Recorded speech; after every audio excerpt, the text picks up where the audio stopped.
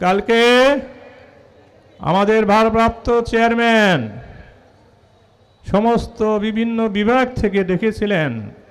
আমাদের বিভাগ থেকেও অনেক নেতাদের, বিশেষ করে যারা নমিনেশন প্রত্যাশী তাদেরকে ডেকেছিলেন।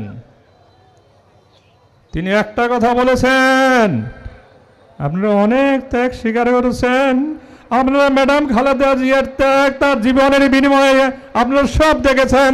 এখনো সে বিছানায় পড়ে আছে, তবু সে দলের জন্য ভালোবাসতেছে, দলকে কি করবে সেই চিন্তা করছে।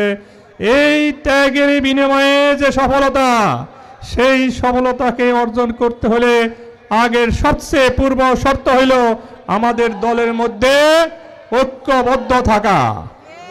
কি মনে করেন? আমাদের মধ্যে কোনো বিভেদ থাকতে পারবে না।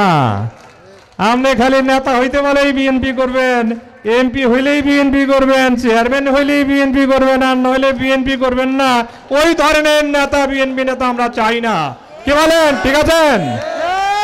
আমরা দল করব, দলকে ভালোবাসবো। সময় শেষ।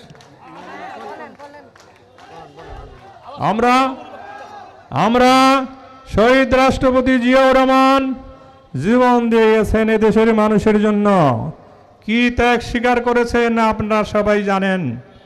ম্যাডাম খালেদা জিয়া কি ত্যাগ স্বীকার করেছেন, এখনো কি কষ্ট করছেন আপনারা জানেন। আমাদের নেতা ভারপ্রাপ্ত চেয়ারম্যান তারেক জিয়া সাহেব এই 17, 18, 15 বৎসর যাবৎ কি কষ্ট করে নিজের দেশের বাড়ি, নিজের দেশ ছেড়ে বিদেশে আছেন, কষ্টে জীবনযাপন করছেন। আজকের সেইগুলার পরিবর্তন আসতে গেলে অবশ্যই আগামীতে আমাদের সফলতা অর্জন করতে হবে। আগামী নির্বাচন আমাদেরকে বিজয় হতেই হবে। কি বলেন? আর যদি বিজয় হতেই হয় আমাদেরকে সবাইকে দৃঢ়ভাবে ঐক্যবদ্ধ হতে হবে। হ্যাঁ, আমরা যদি ঐক্যবদ্ধ থাকি ইনশাল্লাহ কোনো শক্তি নাই বিএনপিকে আমাদেরকে আগামী নির্বাচন থেকে দূর রেখে আমাদেরকে আগামী নির্বাচনের সফলতার থেকে বঞ্চিত করে।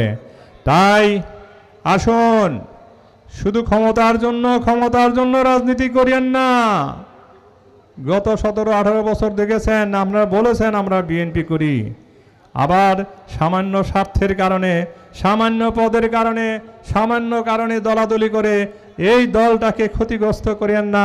আগামী নির্বাচনে যেন আমরা ক্ষতিগ্রস্ত না হই। আমার বিশ্বাস আপনারা যারা দলের জন্য, কালকেও তারেক জিয়া সাহেব বলেছেন, যারা দলের জন্য ত্যাগ স্বীকার করেছে, যারা দলের জন্য জীবন দিয়েছে, যারা জেল খেটেছে, তাদেরকে অবশ্যই মূল্যায়ন করা হবে।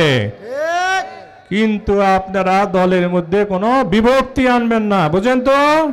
বিভক্তি হলে কি, আজকে আমরা 4-5 জন নেতা একত্র আছি, এটা কি আমাদের বড় শক্তি না? অনেক বড় শক্তি। আমি বারবার বলেছি, আমি ব্যক্তিগতভাবে লুৎফর রহমান নমিনেশন মনোনয়ন নিয়ে কোনোদিন খেলা খেলবো না, চিন্তা করব না। আমরা চাই এই কালীহাদির থেকে সত্যিকারে একজন ত্যাগী, আদর্শ, সাধারণ মানুষের গ্রহণযোগ্য একটা মানুষ এমপি হয়ে আসুক। এটা কি আপনারা চান?